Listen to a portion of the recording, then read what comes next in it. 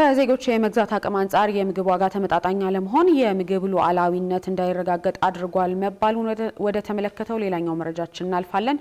ከዜጎች የመግዛት አቅም አንጻር የምግብ ዋጋ ተመጣጣኝ አለመሆን የምግብ ሉዓላዊነት እንዳይረጋገጥ ማድረጉ ተገልጿል።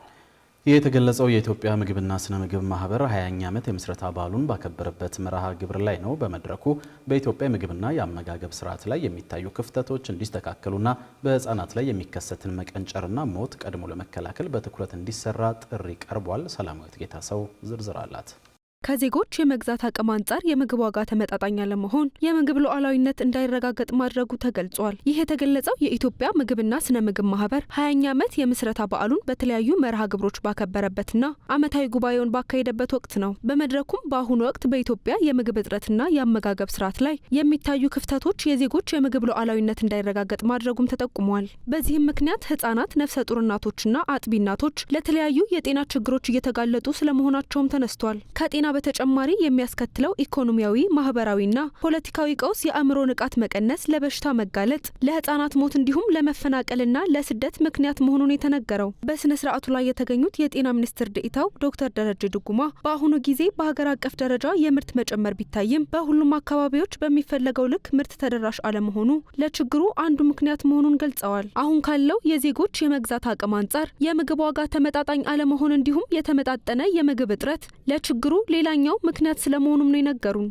በሀገር አቀፍ ደረጃ ምንም እንኳን የምርት መጨመር ቢኖርም ግን ሁሉ ቦታ ላይ በሚፈለገው ደረጃ አለማድረስ፣ በተለይ ደግሞ የምግብ ዋጋ አሁንም አንዳንድ ቦታዎች ላይ ከዜጎች ከመግዛት አቅም ጋር ስናነጻጽር ገና የሚቀር እንደሆነ እነዚህ እንደ ምክንያት መነሳት ይችላል። ስለዚህ ከመቀንጨር ጋር ይሄ አለ። ከዛም አልፎ ግን በተለያዩ ምክንያቶች በምግብ ሉዓላዊነት ገና በቂ ያልተደረሰበት ቦታ አለ። ስለዚህ የምግብ እጥረት ሲኖር ህጻናቶቻችን፣ እርጉዝ እናቶች፣ አጥቢ እናቶች በምግብ እጥረት ለተለያዩ ችግሮች ሊጋለጡ ይችላሉ። እንደ አንድ ክፍተት እናያለን። ሌላው ደግሞ ምግብን ከማበልጸግ ጋር ተያይዞ ለምሳሌ አሁን እንደነ ቫይታሚን፣ ሚነራል የሚባሉት እነዚህ ማበልጸግ ጋር ተያይዞ ገና ይቀራናል። ለዚህ ነው አንዳንድ ጊዜ ህጻናቶቻችን ላይ የአእምሮ ክፍተት ወይም ደግሞ የነርቭ ዘንግ ክፍተት የሚፈጠረው። ይሄን አሁንም ገና የሚቀሩ ስራዎች አሉ። ሚኒስትር ዴኤታው አክለውም በሰው ሰራሽና የተፈጥሮ አደጋዎች ምክንያት በርካታ ዜጎች ለምግብ እጥረት እየተጋለጡ መሆኑን ገልጸው በገጠሩ የሀገሪቱ ክፍል ለህጻናት የተመጣጠነ ምግብ ከማቅረብ አንጻርም አሉ ያሏቸውን ክፍተቶች አብራርተዋል። በተለያዩ የሀገራችን አካባቢ በቂ የሆነ ምግብ ማምረት ከዛ ደግሞ የተመረተውን ሁሉም ቦታ እንዲደርስ ማድረግ ላይ ክፍተቶች ስለሚኖሩ በተለይ ደግሞ የአየር ንብረት ለውጥ፣ ሰው ሰራሽና የተፈጥሮ አደጋዎችም ዜጎቻችን በቂ መድኃኒት እንዳያገኙ፣ ምግብ እንዳያገኙ ክፍተት መኖር።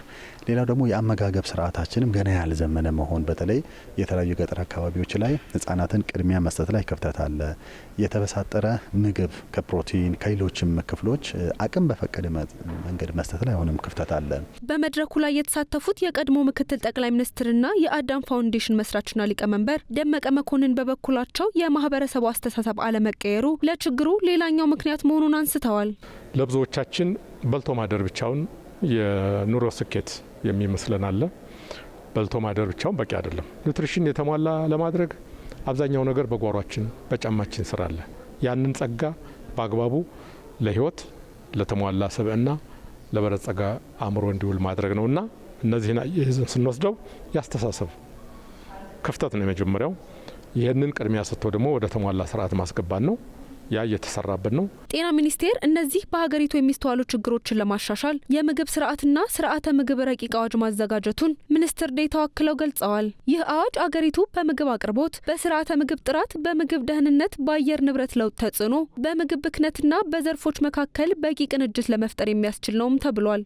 ከሁሉም በላይ ደግሞ በርካታ ሴክተሮች በቅንጅት መስራት ያለባቸው ስራዎች ናቸው። እንግዲህ በቀጣይነት እንደ መፍትሄ የተቀመጠው ከቅንጅቱ ጋር ተያይዞ አዋጅ አሁን እየጸደቀን ያለው ሁሉም ሴክተር ኃላፊነቱና ተግባሩ ከነ ኃላፊነቱና ከሚያስፈልገው በጀት ጋር አቅጣጫ የሚያስቀምጥ አዋጅ ሰሞኑን ይፋ ይደረጋል።